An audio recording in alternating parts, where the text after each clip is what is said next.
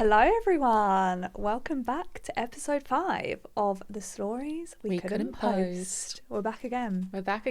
It's been a busy week. Yeah, It's but been a a lot. crazy week, I feel. I don't know, it's been stressful. Yeah. How's How your so? week? Same. Yeah, same. But I feel like yours has been... Yeah, there's a lot going on right now. I'm having Yeah. for those of you that don't know, I'm starting a brand.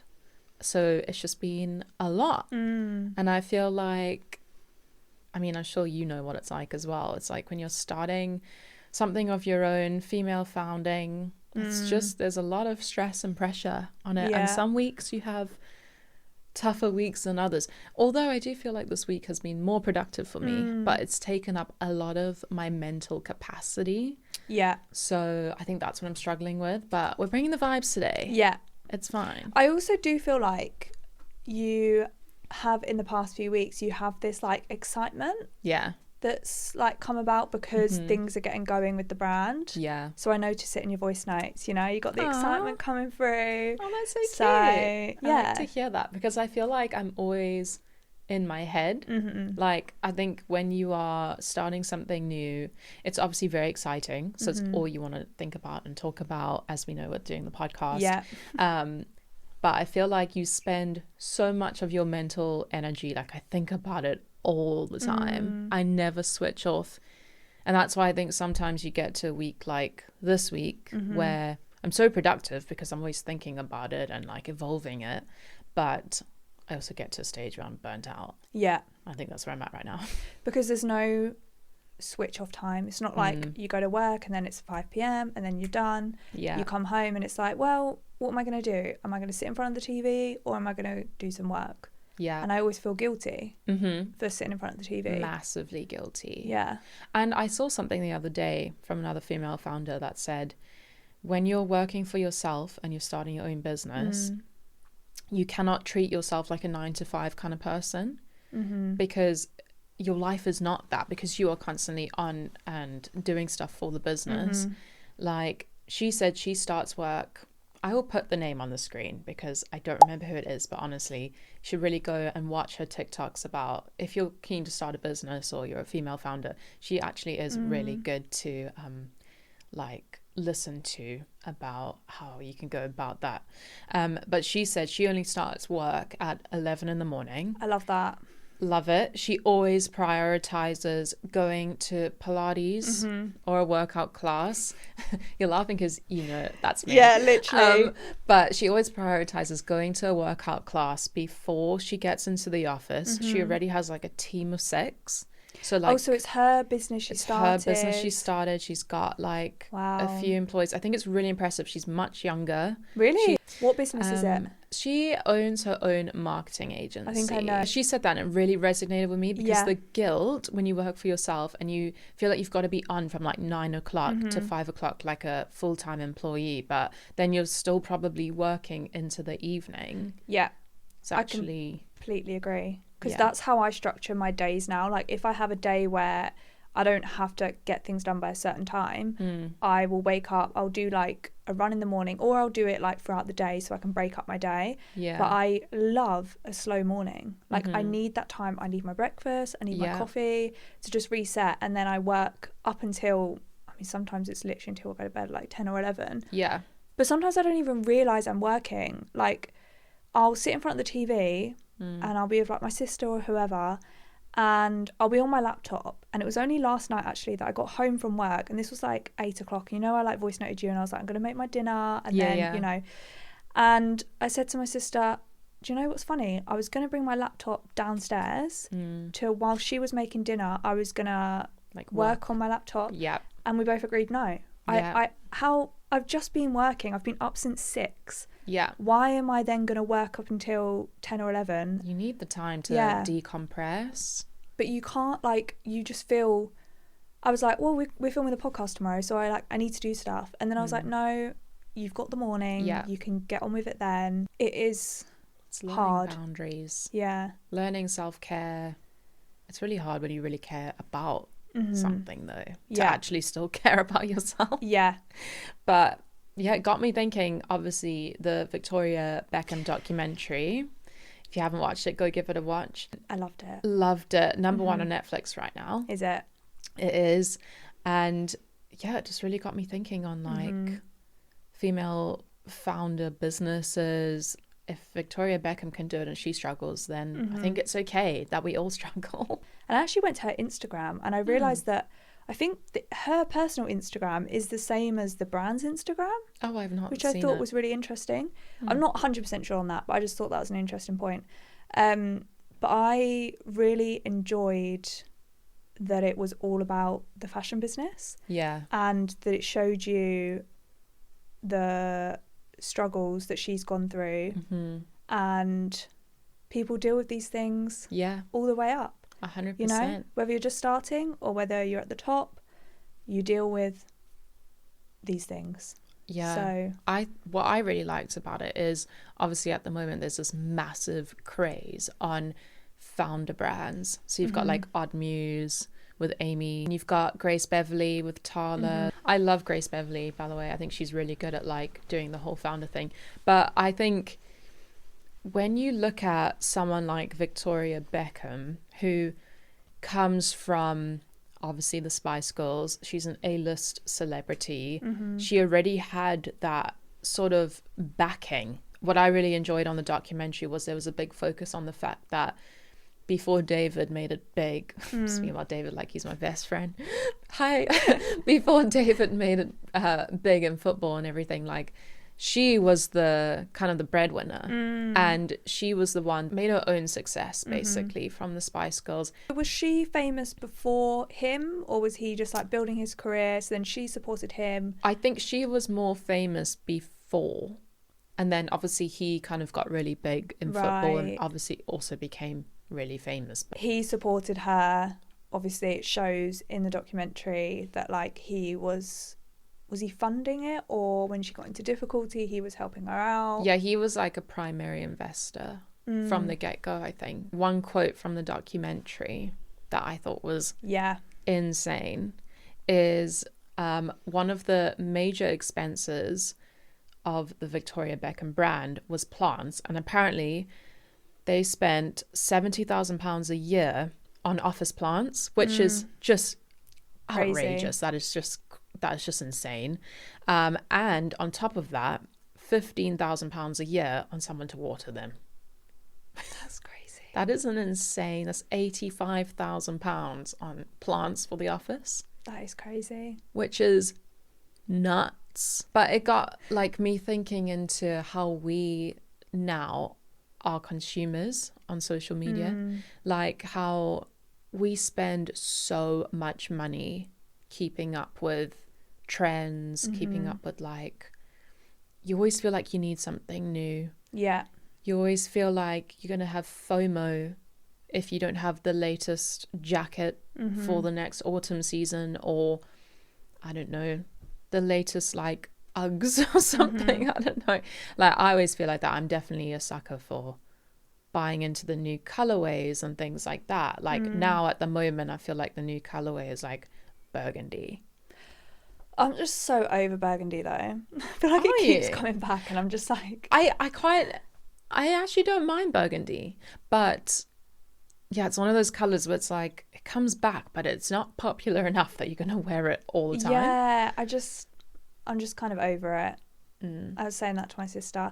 But no, it is a bit wild. I feel like somehow I have managed to like stay away slightly from that sort of thing because I shop secondhand. Yeah. Which I think has really benefited me. This is no relation to what we were talking about, Victoria Beckham or anything. But I don't know. I think also where we've worked in social media, we can also see, and we've worked with influencers, we know like what's authentic, how it all works, that like we're quite clued onto it. Yeah. Do you know what I thought was really interesting? I heard someone say on like a TikTok or Instagram or something, they were like, a lot of fashion influencers are not style influencers, they are shopping influencers. Oh yes, that's so true. And it's so true. It's like you're taking something that is on the Zara website, you're trying it on and you're showing people how to wear it. Yeah, just like, this is what it looks like. Yeah. Go shop it. Yeah. Whereas like there are some influencers that I follow that are, you know, they're truly they can style anything. You know, it doesn't have to be the new in Zara. It can be something that is like, that was popular back in the 2000s or 2010 or whatever, and they've styled it and they make it look stylish. And that to me is like true style, you know? Yeah. Anyway, going off topic there. No, I get it though. I think, again, it's like, that's the influence of social media on what we think we need as well. It's like, I just remember a time where it was like, you could wear jeans and a nice top and that's fine. Yeah. Whereas now I feel like it's just, you need 5 different sort of tops and 5 different sort of styles of jeans. Like, can we bring back skinny jeans and just a nice top? I love a skinny jean. Like, it used to be so much easier to style. Just skinny jeans, a nice knee-high boot, a good jacket, and I'm out. I'm good to go. I'm going for drinks and I look great. Actually, can we bring back the time where it was like bodysuits, skinny jeans, and then like a blazer and boots? Oh my god, that was a peak time. That was great. That's peak fashion. That's like 2016. Baker Boy hat. A lace bodysuit. I was thinking this the other day. I have a lace bodysuit from like 5 years ago and it's still like my favourite top. But I'm like, not that I care about looking cool, but I'm like, I don't know if I could pull it off now. But like, that was like, still is the top. Like a lace corset. So nice. Gorgeous. I used to wear lingerie. Yeah, same. I mean, can we bring that back? Why do I not feel comfortable doing that anymore? I don't know. I feel like we've become a bit more modest with fashion recently, which I like, but I don't know, I feel like it's made it harder to actually get dressed. So many layers. Can we all get naked again? Literally. Oh my god. Those are the good old days. Yeah, but anyway. But yeah, I completely agree. I think when it comes to things we're seeing online, even like different procedures that I'm seeing now. So it's like, I get my eyebrows threaded. I was saying to someone the other day, it cost me £7 to get my eyebrows threaded, which I think is really cheap. Yeah, I was going to say, my eyebrow threading is not that cheap. Yeah, some girls are spending so much money. I do my own nails because I'm not spending £30. That's really impressive. I know, they actually look really good. Emily always has amazing nails. Do I? Yes. Really? I always think this. I'm like, whenever I see your nails painted, they look so good, and I didn't know you do them yourself. Yeah, I do them. I do like Builder Gel and everything. So like, what? Because I'm not Can willing. you do my nails? No, it takes so much time. I'm not willing. She's building businesses. She doesn't have time to do nails. Honestly. Start a nail business. No, absolutely not. No, I am someone that I just can't bring myself to spend. I don't even get my hair cut. I get my sister to cut my hair because I'm like, all of my money goes on like experiences. And I know I've said this before and whatever, but I don't have the money where I am starting a business and like, you know, I've moved back in with my parents, like all of this. I will happily hold my hands up and say, I haven't got the money spare to go get my hair cut. This sounds ridiculous. To get my nails done, to get my eyebrows, to get all of these procedures. And then it's like, some girls are getting like facials on top of that. And I'm like, that's not an option for me. Like, if I want to like still go on holiday and, you know, be freelance and everything, that's just simply not an option for me. It's a luxury. It's a luxury to get facials every month, guys. That's not normal. Yeah. It's not normal. Honestly. And I'm like, no one can do that. I don't, but I think we're seeing online, it's becoming, and like, I would love to be able to afford to go and do that, you know, get my hydrofacial or whatever. I'd love to go and do that. But the reality is, I can't do that, you know? And I'm fine with that because I'm able to cut my hair myself, or my sister will cut it. I can do my own nails. I can, you know, whatever. I shop second hand, so like my clothes are cheaper. Yeah. That sounds so... No, I think it's good, honestly. But that is my honest thing. Like, it's de-influencing the fact that like we need to have all these things. Yeah. And I'm sure one day I will have all these things. Do you know what I mean? I will be able to, but for me right now, like I'd rather my disposable income goes on like holidays and experiences and like you know, it adds up. If I was to go and get my toenails and my nails done every 3 weeks, £80 for nails. Honestly, £80. I don't know how some people do it. I'm a terrible nail biter, so I really need to get my nails done. And don't look at them now; they're actually horrendous. But all you can see is your ring. Honestly, I won't worry about it. But for Biab, it's like £80 to get your nails done. So Biab. I do that myself. Oh God, that's You can really buy, impressive. yeah. I need to get into that. Yeah. So it's so expensive. I know, but I think like that's, you know, if you can't afford to go and do these things, there are ways around it, you know. Yeah. You can shop secondhand, you can buy a blazer for £5. True. You can do your own nails, you can cut your own hair. Like there are ways around it. I'm so scared to cut my own hair though. I know, but it is scary and it doesn't look great and it could look so much better. I feel like your hair looks good. Yeah, well, this is Dyson Airwrap. See, like even buying a Dyson Airwrap, I bought it in the sale years ago. They are so expensive. I remember when you got your Dyson, actually. I felt like so bougie. Yeah, I was like, I have a Dyson. Even now, I'm like, how do I have a Dyson Airwrap? It's also like the craze, I feel like. When you got yours, what was like 2023? Yeah, something like that. I think you remember when I got it? Yeah, I remember. Oh. I remember you were like really looking at it. Yeah. And then I remember Emily came to work one day and her hair, you did like the whole Dyson blow dry situation. And everyone was like, wow, Emily, your hair looks amazing. Really? Yeah. I still remember that. That's so funny. Oh God. It does change your life, honestly. No, beauty treatments are so expensive. And like being a 20-year-old living in London, it's really a luxury to get beauty treatments, generally speaking. And now it's even worse, I feel. Obviously people getting the facials, but now it's like filler, Botox, like there's so many things. And I never used to be someone that was like, oh, I want to get like filler and Botox and things. Like maybe it's because I've just turned 27 and I'm noticing changes. But like everyone talks about what they do to their face now, whether it's like in person, online, influencers, friends, like adults, as if we're not adults. Like, you Definitely know, not adults. like older adults, like everyone talks about it and I'm like, oh, I need to be doing that. Do I need to be doing that? The amount of research I've done into like looking at procedures I could do. I asked ChatGPT. I like sent ChatGPT a photo of my raw face, no makeup, nothing. And I was like, oh, for the skincare first, and then I took it one step further and I was like, what procedures could I do to like look better? Yeah, I did. It's actually really interesting what it came back with. Oh my goodness. But I was like, and now it's got me on this whole thing of like, do I need to be doing this? It's gonna cost me like £5,000. No. I was like, I can't afford that. I can barely afford £80 nails. I know. Like, it's crazy. But it's also like, I don't know, I guess it's just such a big part of our world now that I can't imagine the world without that. I know. Now. But I've never done anything to my face, so. No. Like and ever. I mean, you look beautiful, so Thanks. I wouldn't.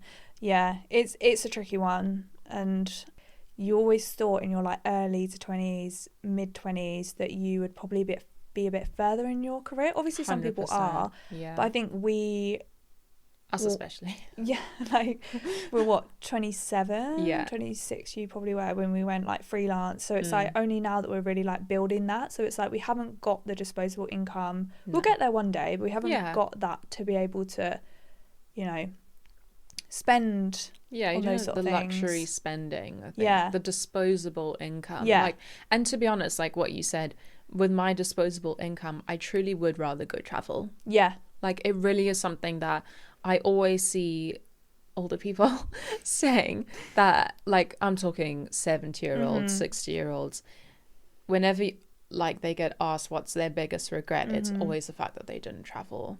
And I fully agree with that. Yeah. I never feel as good as I do when I'm traveling. And obviously you're on holiday, whatever, but I think it's more than that. I think our generation are really big on experiences. Yeah.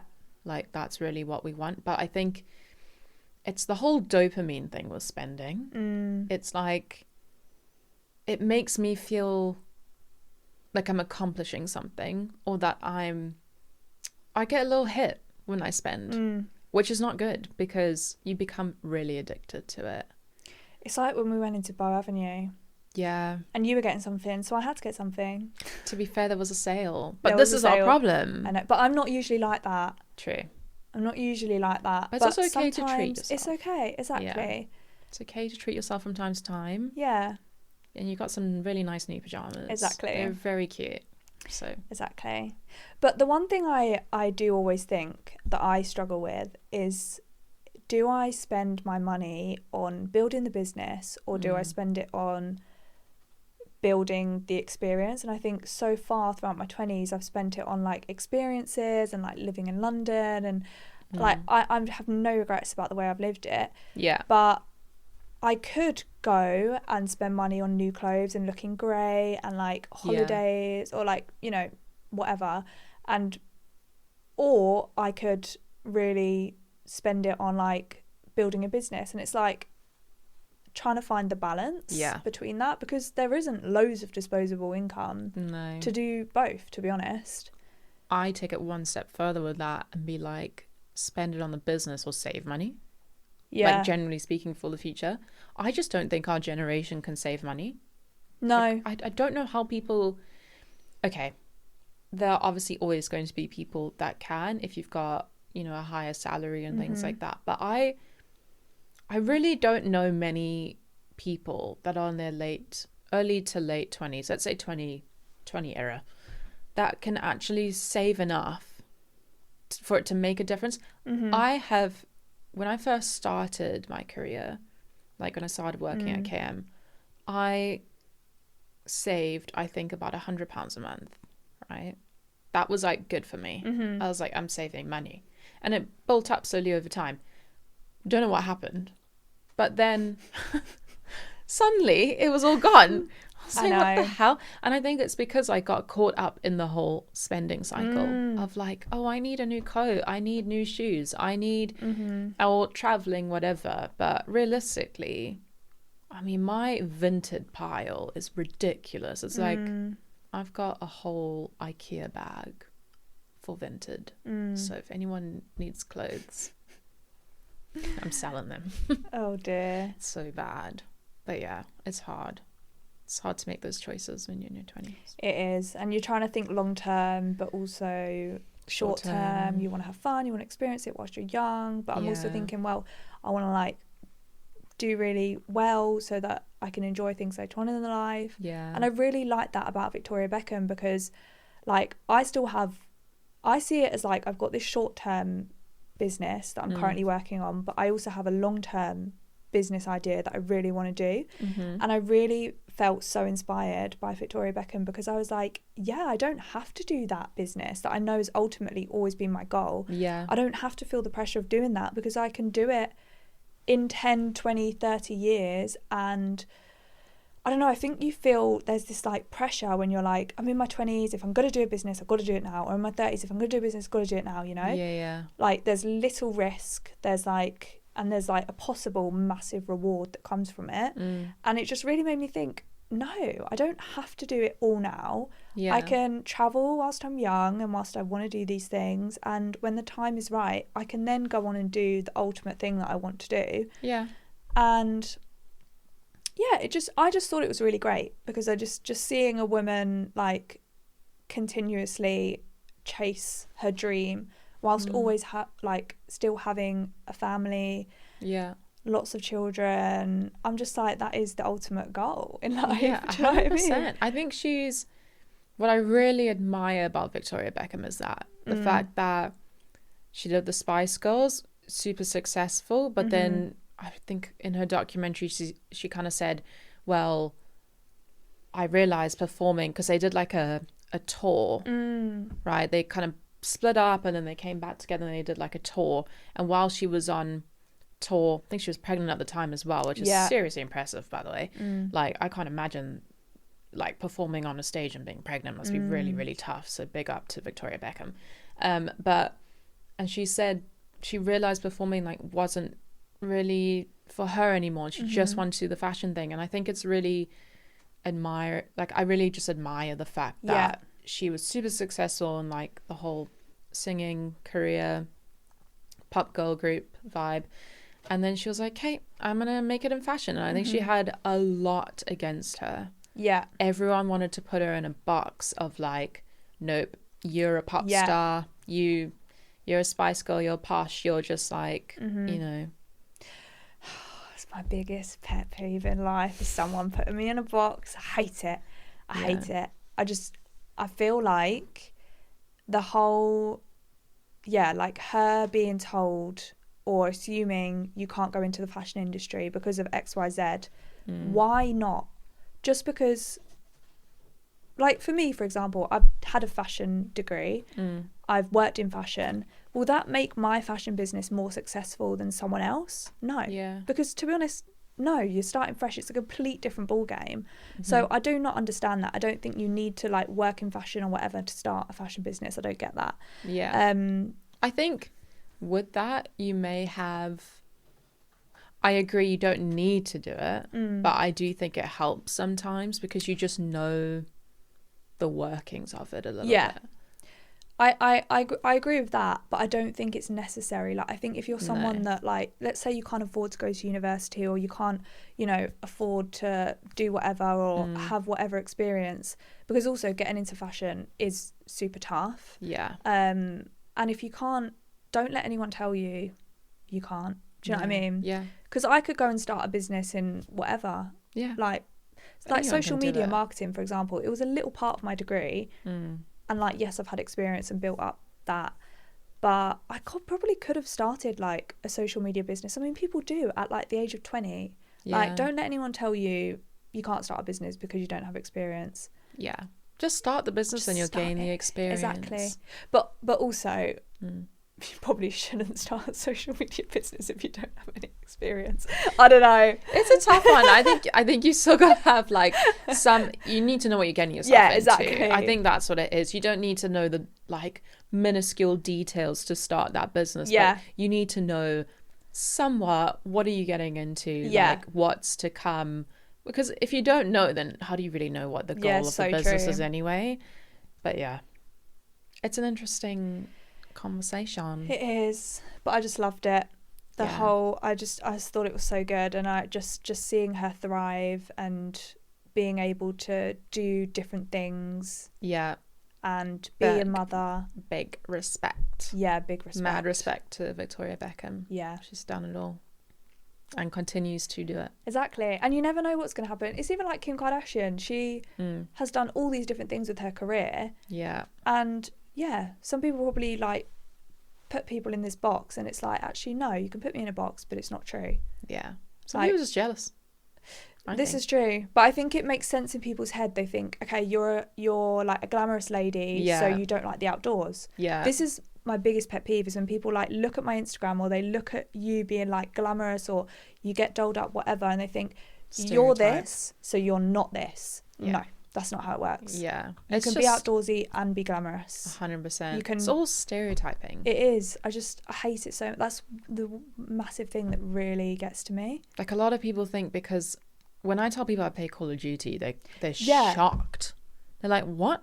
No, you don't. I'm like, yes. Especially men. Yeah. Of course. Yeah. They're always like, nah, you don't. I'm like, I literally do. Yeah. Like, I literally do, and I have for the last 6 years, and I'm good at it. Yeah. Yeah. I'm good at shooting guns. Exactly. Digitally. KD rate is so good. Lol. But yeah. I think it's just like being open-minded towards things, and like, yeah, you can be anything in this lifetime, you know? Yeah. 100%. You can, my favourite quote is, you can be anything. No. You can be anything, but you can't be everything at once. Something like that. So it's like, you can do anything, but you can't do it all at once. No. Well, we're superwoman, but we're not. Yeah. We're not, yeah. So I think that's, Well, that's that. Well, that's that. Peek and pit.